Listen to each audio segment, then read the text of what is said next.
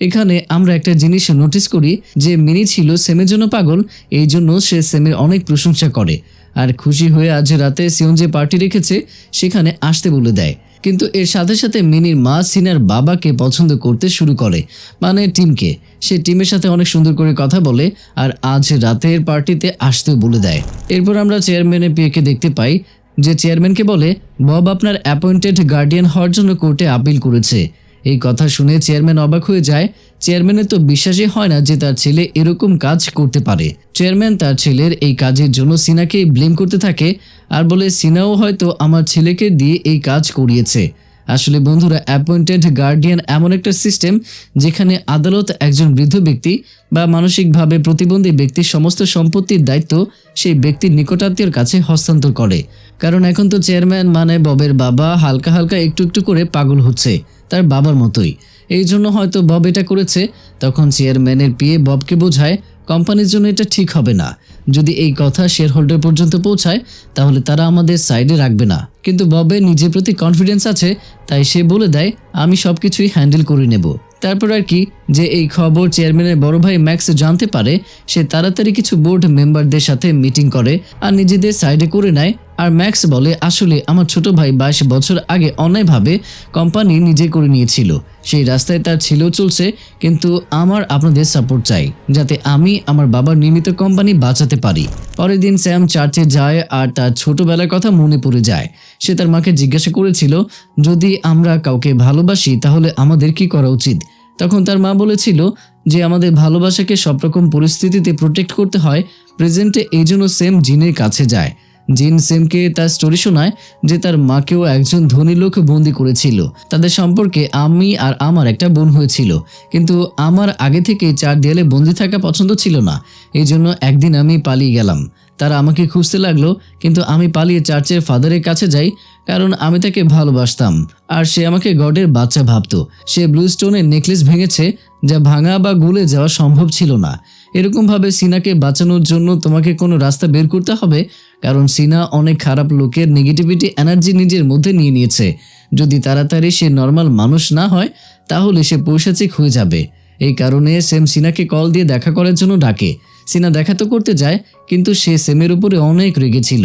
এই জন্য সিনা সেমকে তার রিং ফিরিয়ে দেয়। এরপর যখন সেম সিনাকে জিনের বলা কথাগুলো বোঝানোর চেষ্টা করে তখন সিনা বলে আমার সাথে কি হবে কি হবে না এসব কিছু চিন্তা তোমাকে করতে হবে না। আমি নর্মাল মানুষ হতে চাই না, বরং আমি আমার এই পাওয়ার এনজয় করতে চাই। এ বলে সে চলে যায়। এরপর সেম সিনাকে অনেক মিস করে। তার কোনো কাজে আর ভালো লাগছিল না, তার মনই বসছিল না। অন্যদিকে চেয়ারম্যান ববকে বলে বাসায় একটা ফাটল আছে, শত্রু পুরো বাসা ভাঙতে প্রস্তুত। তোমার কারণেই আমাদের 30% শেয়ার হোল্ডাররা সর্বোচ্চ সমর্থন দিয়েছে ম্যাক্সকে। তোমার এসব করার কি প্রয়োজন ছিল? তুমি আমার একটা মাত্র ছেলে, আজ নয়তো কাল এসব প্রপার্টি তো তোমারই হবে। বব বলে আপনি আমার মায়ের ত্যাগের উপরে এইসব কিছু তৈরি করেছেন আর আমি আমার মায়ের ত্যাগ ধ্বংস হতে দেব না। আমি তো ম্যাক্স আঙ্কেলকে দেখে নেব। তখন চেয়ারম্যান ববকে বোঝায় যে তাড়াতাড়ি পয়েন্টেড গার্ডিয়ান আপিল ফিরিয়ে নাও, না হলে সব হাত থেকে বের হয়ে যাবে। তারপর শীঘ্রই নিউজটা মিডিয়া আর আমাদের শহরগুলোতে ভেঙে পড়বে। শোনো, তুমি এখনও বোর্ড সদস্যদের চোখে নিরাপদ, আর তুমি রিসেন্টলি কাজ শুরু করেছো, তাই তারা তোমাকে বস মানবে না। এরপর বব যখন সিনার কাছে যায় তখন সিনা তাকে চিন্তিত দেখে ববের হাত চায়, কিন্তু বব বলে আমি তোমাকে আমার ফিউচার দেখার জন্য ব্যবহার করতে চাই না। আমি তো ব্যাস তোমার নর্মাল ফ্রেন্ড হতে চাই অথবা বয়ফ্রেন্ড। পরের দিন টিম স্যামের সাথে এক জায়গায় মাছ ডেলিভারি করতে যায়। তখনই তাকে ম্যাক্সের লোক সাথে করে নিয়ে যায় আর ম্যাক্সের সাথে টিমের দেখা করায়। এখানে ম্যাক্স টিমের উপরে অনেক রেগে যায় আর বলে আমি তোমাকে সেখানে মাছের বিজনেস করতে পাঠিয়েছিলাম নাকি নিজের মেয়েকে কোনোভাবে বুঝিয়ে আমার কাছে আনতে বলেছিলাম? কিন্তু সে তো আবার চিনো হোটেলে ফিরে গেছে। এখন আমার কথা কান খুলে শুনে নাও, যদি তুমি কাল তাকে আমার কাছে নিয়ে না আসো তাহলে আমি তোমার এই চোখ বের করে নেব। এতে তুমি টিম আর কখনোই তোমার মেয়েকে দেখতে পারবে না। পরের দিন ডং ববের সাথে দেখা করে আর বলে দেখো, তোমার সিনার সাথে যা কিছুই হয়ে থাক না কেন আমি জানি না, কিন্তু আমার মা তোমার সাথে কাল লাঞ্চ করার জন্য রেস্টুরেন্টে বুকিং করে রেখেছে। আমি তোমাকে টাইম অ্যাড্রেস সেন্ড করে দিচ্ছি, টাইম মতো চলে এসো। ডং চলে যাবার পর তার বাবার পিএ ববকে বলে, তুমি জানো জিনোয়া গ্রুপে ডংয়ের মায়ের হাসপাতালের 3% শেয়ার আছে, এই জন্য তাকে রাগ করবে না। আমাদের জন্য আমাদের সব শেয়ার হোল্ডারই প্রয়োজন, যদি সে 1% শেয়ার হোল্ডারও হয়ে থাকে। অন্যদিকে সিনা টিমের ডাকার জন্য তার সাথে দেখা করতে যায়। সিনা মানতে চাচ্ছিল না যে টিম তার বাবা হয়। আর যখন সিনা জানতে পারে যে ম্যাক্স টিমকে হুমকি দিচ্ছে, তাই টিম চায় সিনা ম্যাক্সের কাছে যাক। এরপর সিনা ম্যাক্সের বাসায় যায় আর বলে, তুমি নিজের ভবিষ্যৎ দেখবে তাই তো এই কাজ আমি ফ্রিতে করব না, তোমার তার জন্য আমাকে টাকা দিতে হবে, যেটা আমি নিজে রাখবো না, বরং আমার বাবাকে দিয়ে দেব। আর হ্যাঁ, এরপর থেকে যদি আমার বাবাকে ডিস্টার্ব করার চেষ্টা করো তাহলে ভালো হবে না তোমার জন্য। ম্যাক্স বলে, যদি তুমি টাকা নিয়ে কাজ করতে চাও তাহলেও এতে আমার কোনো সমস্যা নেই, কিন্তু আমি আমার ভবিষ্যৎ দেখব না, বরং আমার একজন স্পেশাল ফ্রেন্ড আছে, তার ভবিষ্যৎ দেখব তোমার থেকে, তাও আবার আজ নয় কালকে। এরপর সিনা টিমের সাথে বাসায় চলে যেতে থাকে, কিন্তু আবার সিনা দাঁড়িয়ে যায় আর টিমকে বলে, আমি শুধু তোমাকে সাহায্য করার জন্য ওই লোকেদের সামনে তোমাকে বাবা বলেছি, মন থেকে আমি তোমাকে কখনোই বাবা মনে করি না। এই সময় সেখানে সেম চলে আসে আর টিমের উপরে রেগে গিয়ে বলে, তুমি কেমন বাবা যে নিজের মেয়েকে লেনদেন করতে নিয়ে এসেছো? তখন সিনা বলে, না এরকম কিছুই নয়, আমি একদম ঠিক আছি, কিন্তু আমার অনেক ক্ষুধা লেগেছে। তাই সেম সিনাকে মিনির চিকেন শপে নিয়ে যায়। সেখানে সিনাকে দেখে বাকি লোকেরাও আসে। মিনির মা সিনাকে বলে, তোমার জন্যই আমার শপে এত আনন্দ, আমি তোমার জন্য আরও কিছু করতে চাই। তখন সিনা বলে সেমের রুমের ছাদটা ঠিক করে দেওয়ার জন্য, কারণ বৃষ্টি আসলে সেখানে অনেক পানি পড়ে। মিনির মা বলে, ও আচ্ছা এই কথা, আমি তাড়াতাড়ি ঠিক করে দেব।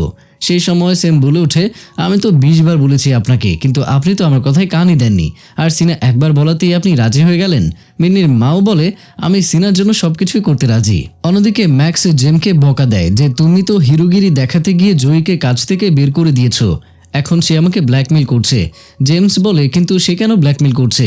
ম্যাক্স তখন কিছু বলে না। এরপর জেমস তার স্পেশাল মানুষের থেকে এই খবর জানার চেষ্টা করে। ওইদিকে সিনাকে নিতে বব তার লোককে নিয়ে মিনির শপে চলে আসে। সিনাকে গাড়িতে বসতে বলে সে নিজেই সেমের সাথে কথা বলতে শুরু করে দেয় আর বলে, জানো এখানে কি হচ্ছে? দুজনেই একই কথা বলে যে আমি সিনাকে ভালোবাসি, তুমি সিনাকে ছেড়ে দাও। কিন্তু যখন তারা দুজনেই বুঝতে পারে যে তাদের মধ্যে সিনাকে কেউ ছাড়তে রাজি নয়, তখন দুজনেই এটা সিদ্ধান্ত নেয় যে ঠিক আছে, আমরা এই ডিসিশন সিনার উপরে ছেড়ে দিলাম, সে যা চাইবে তাই ফাইনাল হবে। পরের দিনের কথা ওয়ানের গতকাল মনে পড়ে। আসলে গতকাল মিনি চিকেন শপে সিনা ওয়ানকে বলেছিল, তোমার সেক্রেটারি যে ছোট পুতুল নিয়ে আসবে সেটা তুমি সেমকে দিয়ে দিও, কিন্তু সেক্রেটারি সেটা ওয়ানকে দিতে চায় না। কিন্তু সেটা কোনো সাধারণ পুতুল ছিল না, বরং তাতে একটা পেনড্রাইভ ছিল। তখনই সেখানে জেমস চলে আসে আর মিস্টার জয়ী সব পেনড্রাইভ চায়, কিন্তু জেমস পেনড্রাইভ নেওয়ার আগেই সেখানে সিডং মার্কেটের লোকেরা চলে আসে। আসলে তারা ফুল নানা রকম জিনিস নিয়ে ওয়ানকে স্বাগত জানাতে এসেছিল, কারণ সে সুপারস্টার লোন কোম্পানির প্রধান হয়েছে। তারা এসে এখানে ওখানে ফুল রাখতে শুরু করে দেয়, আর এর মধ্যেই টেবিলের উপরে যে পুতুলওয়ালা পেনড্রাইভ ছিল সেটা টেবিলের নিচে পড়ে যায়, যেটা পরে ওয়ান নিজের কাছে রেখে দেয়। ওইদিকে চিনুয়া হোটেলে বব সিনাকে নতুন নতুন ড্রেস আর একটা নতুন ফোন কিনে এনে দেয়। সেগুলো সিনা পরে তার মাকে দেখায়, কিন্তু যখন সেখানে বব থাকে না তখন সিনা তার মাকে সেমের দেওয়া ওই কার্ড দেয়। ওই কার্ড ছিল জানেন? ওই কার্ডটা আসলে ছিল জিনের। আসলে জিন মিনসুর সম্পর্কের আন্টি হয়, আর জিনের টুইন সিস্টার আর অন্য কেউই নয়, সেটা হচ্ছে মিনসুর মা। সেই দিন রাতে বব সিনাকে নিয়ে রেস্টুরেন্টে আসে। সেখানে বব দেখতে পায় জিনের মা আসেনি, বরং সে তার মেয়েকে পাঠিয়েছে। আসলে সে এভাবে তাদের ডেট করাতে চাচ্ছিল, কিন্তু বব তো এখানে সিনাকে সাথে করে নিয়ে এসেছিল, তাই তাদের মধ্যে শুধু নর্মাল বন্ধুর মতোই কথা হয়। এরপর যখন বব তার বাসায় আসে তখন ববের উপরে তার বাবা অনেক রেগে যায় আর বলে, ডেটে যাওয়ার সময় তাকে কেন নিয়ে যাওয়া হয়েছে। অন্যদিকে সেমের বাসায় টিম একটি ছবি পায় যেখানে মিনসু ছিল। তখন টিম জিজ্ঞাসা করে, মিনসুর এত পুরনো ছবি তোমার কাছে কি করে এসেছে? এটা দেখে সেম তো অবাক হয়ে যায়, কারণ এই ছবিতে সেম একজন মহিলার সাথে ছিল। এটা তার ছোটবেলার ছবি ছিল, তাই তার ঠিকমতো মনে ছিল না যে আসলে এই মহিলা কে ছিল। তখন টিম তো চিনতে পারে যে এটা মিনসু আর এটা তার পুরনো ছবি। আর তখন টিম একটা সত্যি ঘটনা সামনে আনে আর বলে, যখন আমি মিনসুকে নিয়ে চেয়ারম্যানের বাসা থেকে পালিয়ে এসেছিলাম তখন আমরা দুজনেই ক্লান্ত হয়ে এক জায়গায় বসেছিলাম। সেই সময় সেখানে একটা বাচ্চা আমাদের কাছে আসে আর বলে, আপনারা কারা? ওই ছেলের সাথে তার মাও এসেছিল। এরপর যখন সে জানতে পারে যে আমাদের সাহায্যের প্রয়োজন তখন সে আমাদের তার বাসায় নিয়ে যায়। সে আমাদের খাবার খাইয়েছে। এরপর যখন ওই ছেলে জানতে পারে মিনসু প্রেগনেন্ট তখন সেই ছেলে মিনসুর পেটে হাত রাখে আর সেম জিনিস সিনার মাও সিনাকে বলেছিল যে তোমার আর সেমের সম্পর্ক অনেক পুরনো। তার মা আমাদের সাহায্য করেছিল যখন তুমি পেটে ছিলে, আর তখন সেম আমার পেটে হাত রেখেছিল। আর যখন আমি ওই ছেলের হাত ধরেছিলাম তখন আমি ওই ছেলের আর তোমার ভবিষ্যৎ সবকিছুই দেখতে পেয়েছিলাম। এসব জেনে সিনা অনেক ইমোশনাল হয়ে যায় যে ভাগ্যে আমার আর সেমের দেখা আগে থেকেই লেখা ছিল। ওইদিকে টিম সেমকে আরও বলে, ওই দিন আমার কাছে চেয়ারম্যানের বাবা পার্কের কল এসেছিল, আর সে আমাকে একটা প্রমিস করেছিল সে আমাকে এত বিশাল অঙ্কের টাকা দিতে যাচ্ছিল যে আমি আমার পুরো জীবনে শেষ করে দিতে পারতাম না। টাকার সামনে আমি এতটাই অন্ধ হয়ে গিয়েছিলাম যে আমি ওই মহিলাকে ধোঁকা দিয়েছি, যে আমাকে অন্ধের মতো বিশ্বাস করেছে। আমি লুকানোর বাহানায় মিনসুকে একটা নির্জন বাড়িতে নিয়ে গিয়েছিলাম, আর আমি ওই লোকেশন পার্কে বলে দিয়েছিলাম। কিন্তু সেদিন পার্ক টাকায় ভরা ব্যাগ নিয়ে আসেনি, বরং সে আমাকে মারার জন্য নিজের একজন লোককে পাঠিয়েছিল। আসলে বন্ধুরা, ওই লোকই ছিল জোসেফ, কিন্তু এই কথা টিম সেমকে বলে না। এরপর টিম বলে ওই লোক আমাকে মেরে ফেলার জন্য আক্রমণ করে, তখন মিনসু আমাকে বাঁচায়। কারণ মিনসু ওই লোকেদের বলে যে আমি তোমাদের সাথে যেতে রাজি আছি, তাকে ছেড়ে দাও। কিন্তু যেই আমি পালিয়ে যেতে লাগলাম তখনই সেখানে চেয়ারম্যান চলে আসে, আর সে তার লোকেদের সাথে মিলে আমাকে জেলে ধরিয়ে দেয় কোম্পানিকে ধোঁকা দেওয়ার জন্য, আর তারা মিনসুকে তাদের সাথে করে নিয়ে যায়। সত্যি কথা বলতে তোমার বাবা তো সেদিন আমাকে মেরে ফেলেছিল, আমি অল্পের জন্য বেঁচে গিয়েছি। তখন সেম অবাক হয়ে বলে, আমার বাবা আপনাকে মারতে চেয়েছিল, এর মানে কি? কিন্তু সেম তার কথা শেষ করার আগেই টিম তার কথা বদলে ফেলে। টিম বলে, আমি সব কি বলছি, তোমার বাবা না, ওই লোক যাকে চেয়ারম্যান হায়ার করেছিল তার কথা বলছি। সে আমাকে একদম শেষ করতে চেয়েছিল। অন্যদিকে সিনা সেমের সাথে কাটানো মুহূর্তগুলোকে মনে করে ইমোশনাল হয়ে যায়। তখনই তার কাছে বব আসে হাতে ফুলে তোড়া নিয়ে। বব বলে, আমি তোমাকে বলেছিলাম না যে আমি তোমার বয়ফ্রেন্ড হতে চাই? তাই বব ধীরে ধীরে সিনার কাছে যেতে লাগে সিনাকে কিস করার জন্য, কিন্তু সিনা কান্না করতে করতে ববকে মানা করে দেয়। আর বব সেখানে থেমে যায়। সে সিনাকে প্রপোজ করার জন্য যে রিং কিনে নিয়ে এসেছে সেটা আর সিনাকে দিতে পারে না। এদিকে সেম ওই পেনড্রাইভের ভিডিও প্লে করে যেটা তাকে ওয়ান দিয়েছিল সিনার বলার জন্য। ওই ভিডিওতে সেম দেখে 2 বছর আগে ম্যাক্স মিস্টার জয়কে একটা কাজ দিচ্ছে। সে জয়কে দিয়ে সেম আর তার মাকে মারতে চেয়েছিল। মিস্টার জয় ভিডিওতে বলে, আমি এখনই 2জন লোক হায়ার করেছি আর 2জনের কাজ শেষ করে দিচ্ছি। এটাই সেই পেনড্রাইভ ছিল যেটার জন্য মিস্টার জয় ম্যাক্সকে ব্ল্যাকমেল করছিল। আর এই পেনড্রাইভ নেওয়ার জন্যই সকালে ম্যাক্স ওয়ানের অফিসে গিয়েছিল। তাদের লোক সব পেনড্রাইভ নিয়ে তো গিয়েছিল, কিন্তু এই পেনড্রাইভটাই শুধু ছেড়ে গিয়েছিল। 2 বছর আগের ঘটনা জানার পর সেম সোজা যায় তার বাবা জোসেফের কাছে, তার থেকে সত্যি ঘটনা জানার চেষ্টা করে। তারপর সেম বলে, যখন আমাকে মারার জন্য জয়ী আপনাকে হায়ার করেছিল তাহলে আপনি আমার জীবন কেন বাঁচালেন? তখন জোসেফ বলে, একটা ভবিষ্যৎবাণীর জন্য। এরপর সে সেমকে সত্যি কথা বলে যে সেদিন মিনসু আর টিমকে মারার জন্য পার্ক আমাকে পাঠিয়েছিল, কিন্তু মিনসু আমার হাত ধরেছিল আর টিমকে সেখান থেকে পালিয়ে যেতে বলেছিল। আর তখন মিনসু একটা ভবিষ্যৎবাণী বলেছিল, যেখানে সে বলেছিল আজ তোমার ছেলে মারা যাবে, কিন্তু আমি তাকে বাঁচাতে পারবো। এর বদলে সে আমার কাছে একটা শর্ত রেখেছে, নিজের ছেলেকে বাঁচানোর জন্য আমি মিনসুর সব কথাই মানতে রাজি হয়ে গিয়েছিলাম। এরপর মিনসু জোসেফকে বলে, তুমি তাড়াতাড়ি বাসায় গিয়ে গ্যাসের লাইন চেক করো। আজ যদি তোমার ছেলে বেঁচে যায় তাহলে যুবক হওয়া পর্যন্ত আর কোনো ক্ষতি হবে না, কিন্তু তারপর 20 বছর পরে সেম নামের একটা ছেলেকে মারার জন্য তোমাকে কাজ দেওয়া হবে। ওই ছেলেকে মারা যাবে না, বরং বাঁচাতে হবে। তো বন্ধুরা, এরকমই হয়েছিল পুরো খেলা। আশা করছি এখন বুঝতে পেরেছেন আপনারা। এরপর সেম যে ভিডিও দেখে ওই ভিডিও চেয়ারম্যানের কাছে পাঠায়। তাই চেয়ারম্যান সেমের সাথে দেখা করার জন্য নিজে চলে আসে আর বলে, এখন তো তুমি জানতে পেরে গেছো যে তোমার সাথে যা কিছু হয়েছে এসব কিছুতে আমার হাত ছিল না, কিন্তু এটা আমি মানছি যে আমার ফ্যামিলি মেম্বারের হাত অবশ্যই ছিল। এই জন্য আমি আমার দিক থেকে তোমাকে ক্ষতিপূরণ দিতে রাজি আছি। কিন্তু সেম মানা করে দেয় আর বলে, আপনার আমাকে একটা প্রমিস করতে হবে যে আপনি ম্যাক্সকে তার কর্মের জন্য শাস্তি অবশ্যই দেবেন, আর তার সাথে সিনা আর তার মাকে বন্দিখানা থেকে মুক্ত করে দেবেন। চেয়ারম্যান তখন বলে, না, দ্বিতীয় শর্ত আমি পূরণ করতে পারবো না, কারণ সিনাই এখন তার মর্জি মতো সেখানে চলছে, আর আমি তার সাথে জোর জবরদস্তি করতে চাই না। এরপর সেমকে চেয়ারম্যান তার বাসায় নিয়ে যায় আর সবার সামনে অ্যানাউন্স করে যে সেম আমার নতুন সেক্রেটারি। বব বুঝতে পারে না যে তার বাবা এরকম কেন বলছে। বাবা নিজে সেমকে বের করে দিয়েছিল, আবার নিজেই সেমকে নিয়ে আসলো। এটার মানে কি? এখানে আমরা দেখতে পাই এরকম করার জন্য মিনসু চেয়ারম্যানকে বলেছিল।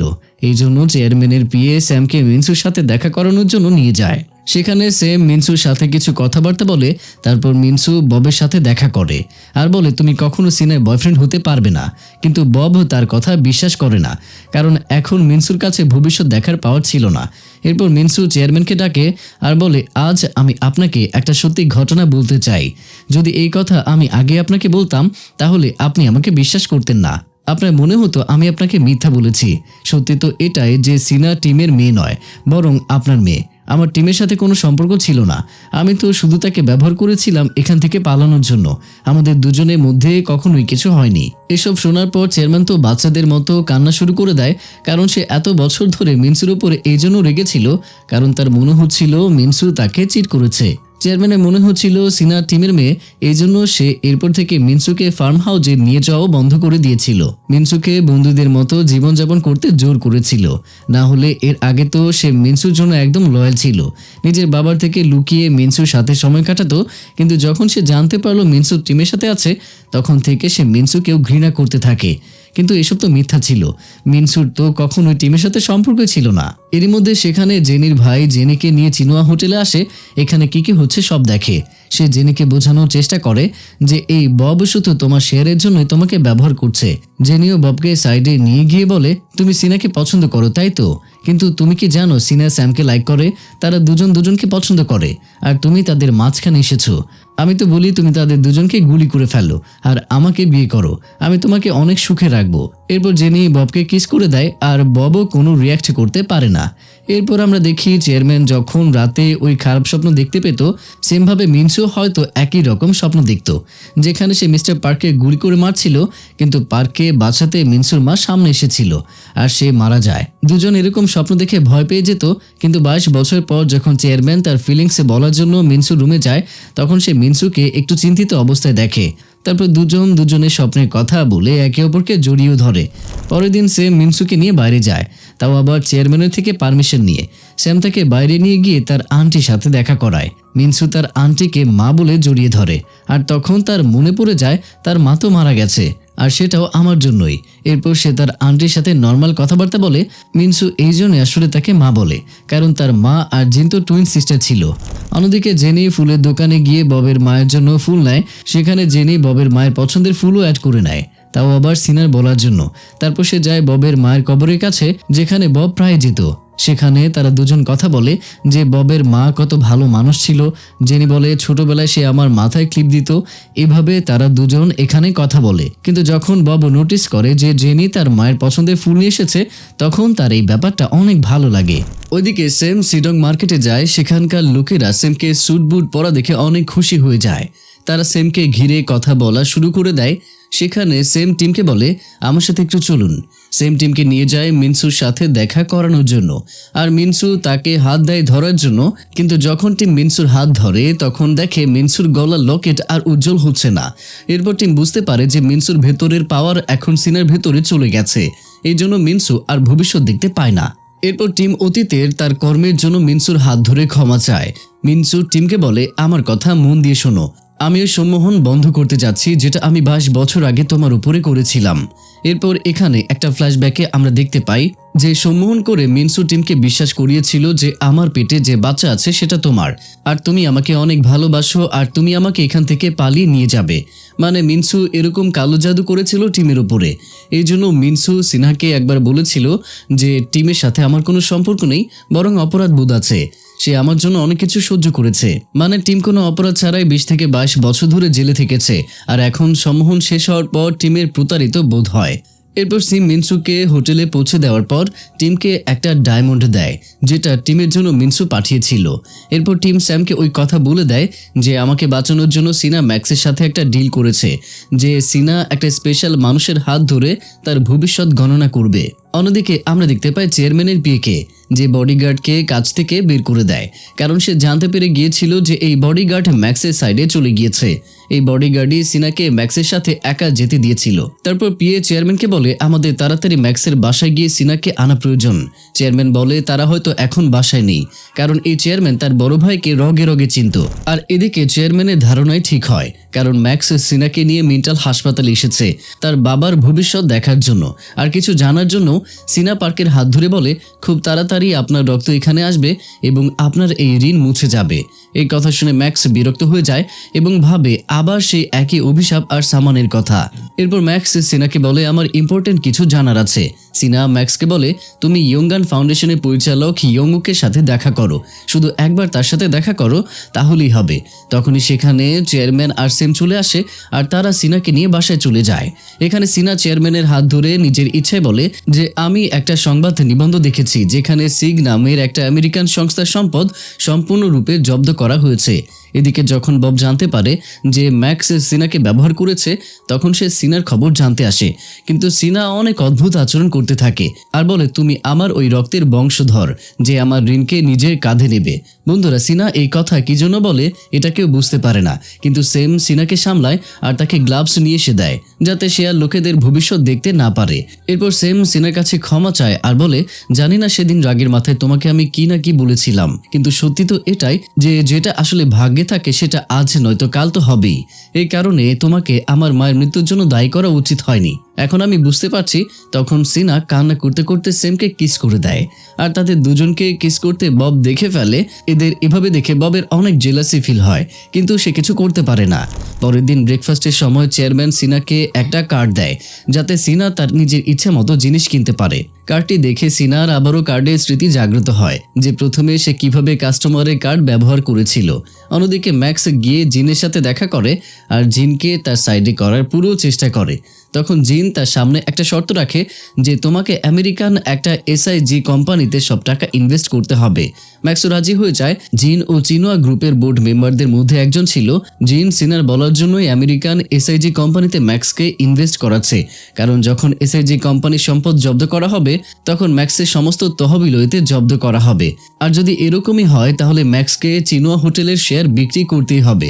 এরপর যখন সেম আর সিনা জিনের সাথে দেখা করতে আসে তখন জিন বলে কাজ হয়ে গেছে, আমি ম্যাক্সকে বলে দিয়েছি কি কি করতে হবে। সিনা, যতক্ষণ না চিনোয়া হোটেল একদম শেষ না হয়ে যায় ততদিন পর্যন্ত তুমি ফ্রি হতে পারবে না, কারণ ওই গ্রুপে অনেক ভুল জিনিস আছে আর তুমি তাদের সাথে জড়িত আছো আর তাদের নেগেটিভিটি তোমার উপরেও প্রভাব ফেলছে। তখন সিনা বলে চিনোয়া হোটেলের ধ্বংস তো হবেই। পরের দিন এসআইজি কোম্পানির সমস্ত সম্পত্তি জব্দ হয়ে যায়, যার মধ্যে সেখানে ম্যাক্সের ইনভেস্ট করা সম্পত্তিও জব্দ হয়।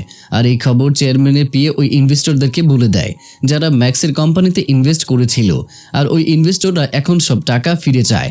ম্যাক্স তো সব টাকা এসআইজি কোম্পানিতে ইনভেস্ট করেছিল যেটা এখন জব্দ হয়ে গেছে। এসব হওয়ার পর ম্যাক্স একদম পাগলের মতো ব্যবহার করে আর সে বুঝতে পারে না যে এখন সে কি করবে।